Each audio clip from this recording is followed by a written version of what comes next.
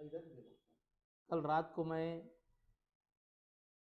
बुल्डाना के पास शेगांव भारत जोड़ो यात्रा में जा रहा था।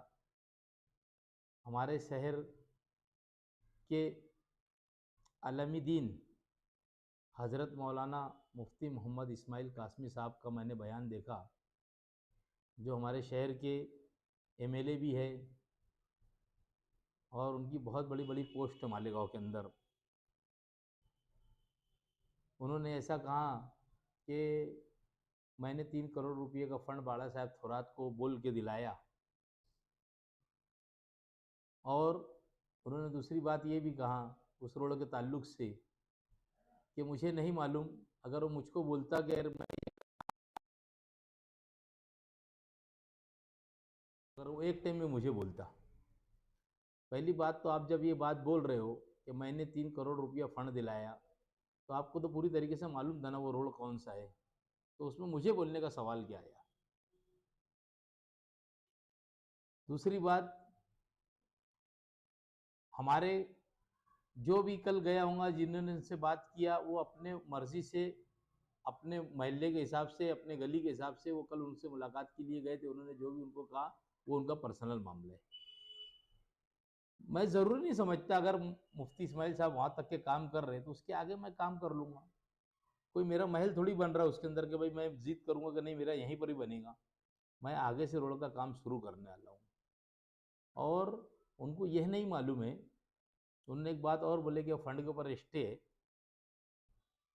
वो फंड महसूल मंत्री माननीय माजी महसूल मंत्री माननीय बाला साहब थोरात साहब का अपना पर्सनल फंड था, उसके ऊपर कोई स्टे वगैरह नहीं है, जिसका टेंडर खत्म हो गया। अब पीर या मंगल को टेंडर खुलने वाला है।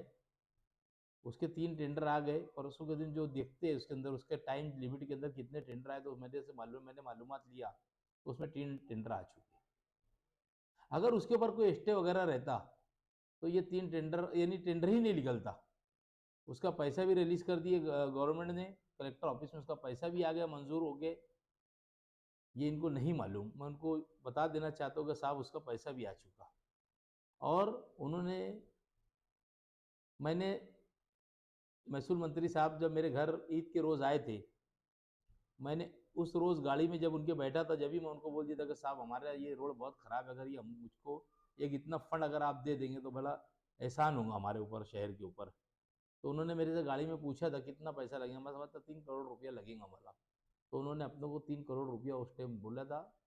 जिस दिन मुझे सदारत दी गई उसके साथ साथ उसका लेटर भी दिया गया, क्योंकि मैं उस दिन मेरी मुफ्ती साहब से मुलाकात हुई और मैंने कहा कि आप मंत्रालय जाने वाले हैं मुफ्ती साहब? तो मुफ्ती साहब बोले क्या काम है बोले। तो मैं यार मुझे ना थोरात साहब से मिलना है। तो उन्होंने उनके पीए को कहा कि थोरात साहब का लोकेशन लो कहाँ है। तो उन्होंने लोकेशन लिए, तो वो शायद बस पहुँचते होंगे या पहुँच गए होंगे ऑफिस में। फिर वो बोले चल मेरा भी काम है, अपन साथ में चलते।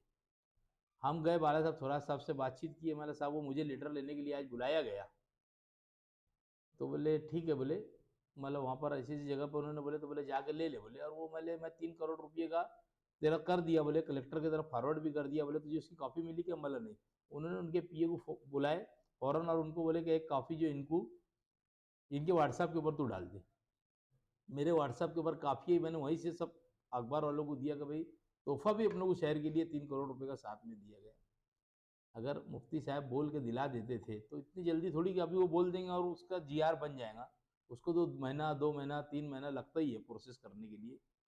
ठीक है, उनका बड़ापन है। अगर वो बोलते होंगे मैंने दिला दिया, शहर का काम हो रहा, मुझे खुशी है, तो अगर वो बोलते होंगे तो वो उसमें खुश है, तो मैं भी उनके साथ उसमें खुश। मैं तो ये चाहूँगा अगर वो बोलते होंगे तो मैं उनके से उद्घाटन करा लूँगा उसका। लोगों का काम होना चाहिए। मेरे को मुफ्ती साहब से कोई जिद और अलीबाजी का काम नहीं है। मुझे लगता है कि वो अलीबाजी कर रहे हैं, उन्होंने जिद की है। मुझे उनसे जिद उद करना नहीं है। मैं उनसे अगर बोलेंगे तो मैं उनके पास जाओगे बोलूँगा तुम ही उद्घाटन कर दो। मुझे क्रेडिट उड्रेट नहीं लेना है। वो शहर का सबसे अच्छा रास्ता, मेन रास्ता है, वहाँ से आज मैयतें जाती है, पूरे शहर के मदरसे है, आज वहाँ पर स्कूलें हैं, हर चीज़ का वहाँ से एक बड़ा यानी क्राउड रहता है आने जाने वालों का। तो मैं समझता हूँ शायद ये 2-4-8 रोज़ के अंदर उसका वर्क ऑर्डर हो जाएगा। और जैसे ही वर्क ऑर्डर हो जाएगा तो उसके काम की शुरुआत करने के लिए मैं ठेकेदार को पहले से बोल के रखा कि मुझे फ़ौरन काम शुरू करके दो। उसके अंदर थोड़ा-सी और काम भी मैंने अगली इसमें बताया था प्रेस कॉन्फ्रेंस में, कि उसमें क्रॉसिंग पाइप भी कुछ डालना है। अब जैसे वहाँ से डालना था, अब वो वहाँ से कर ले रहे तो यहाँ से आगे से डाल लेंगे। सुलेमानी चौक से तो जूना आज़ाद नगर पुलिस स्टेशन तक डाल लेंगे, तो आगे बुझारी गटर है ही। तो वो काम अपन कर लेने वाले उतना, और इंशाअल्लाह ताला शहर के लोगों को दिखेगा कि 3 करोड़ रुपये जो महसूल मंत्री साहब ने उस वक्त के दिए थे, उसका काम ज़मीन के ऊपर हो रहा। और मैं समझता हूँ कि बहुत जल्दी एक अच्छी खुशी शहर के लिए और दूंगा। एक अच्छा बड़ा फंड मुझे मिलने वाला है, महीने में 15 दिन में बोलो, जब भी मिलेगा तो मैं आपके ज़रिए से शहर को पैगाम दूंगा कि देखो, हम कुछ नहीं है और नहीं रह के भी कुछ कर सकते शहर के लिए। ये पैगाम आपके ज़रिए दूंगा।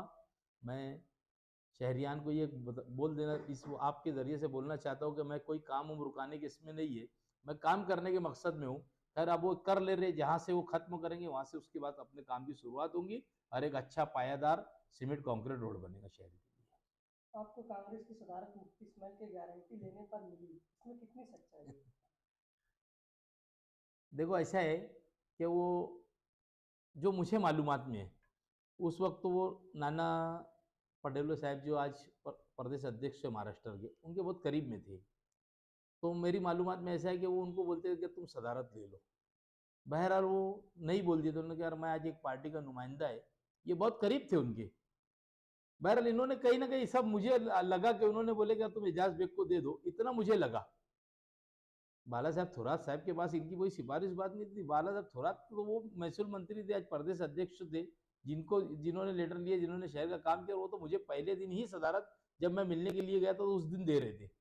बाद में थोड़ा सी मामला लेट हुआ तो हो सकता पूछ लिए होंगे, ये शहर के एमएलए है, इनसे हो सकता पूछ लिए होंगे, इन्होंने बोल दिया ठीक है दे दो, अच्छा है। अगर मैं अच्छा हो तो इन्होंने बोल दिया अच्छा है, बुरा रहता तो बुरा बोल देते थे इन्होंने। तो इन्होंने मेरी अच्छाई बयान की होंगे, इसके लिए मुझे कांग्रेस पार्टी की सदारत मिल गई।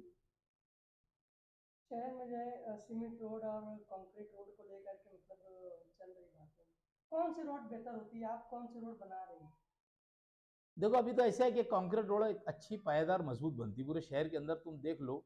ये आप तुम जाके हाईवे पे भी देख लो, आज हाईवे के भी काम चालू है बड़े बड़े, तो उसके अंदर जो है वो सीमेंट रोड का इस्तेमाल हो रहा, क्योंकि वो 10-5 साल की छुट्टी हो जाती और हार्ड मिक्स रोड है तो खराब हो जाती पानी बारिश की वजह से। आपने देखा होगा शहर के अंदर 2-4 महीने के अंदर जो शहर के अंदर काम हुए और उसको खराब हो जाता है। अगर सीमेंट रोड बनती है तो पायादार एकदम अच्छी सीमेंट रोड बनेगी, इंशाअल्लाह ताला 10-5 साल की छुट्टी हो जाएगी, शहर को बार बार उससे निजात मिल जाएगी खराब रोड से।